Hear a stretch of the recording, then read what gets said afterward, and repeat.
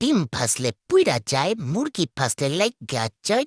সব সমস্যার সমাধানের জন্য আজকে নিয়ে এসেছি এমন একটা জিনিস যেটাতে আর লাগবে না, কিছু লাগবে না। সো প্রথমে এটা ফালাই দিই, এরপরে জিনিসটা দেখানোর আগে অন্য একটা জিনিস দেখাচ্ছি, দেখো। ট্যান ট্যানা, সুন্দর একটা প্লেট এনেছি আমার খাওয়ার জন্য। দেখছো কি কিউট, এটাকে সাইডে রাখি।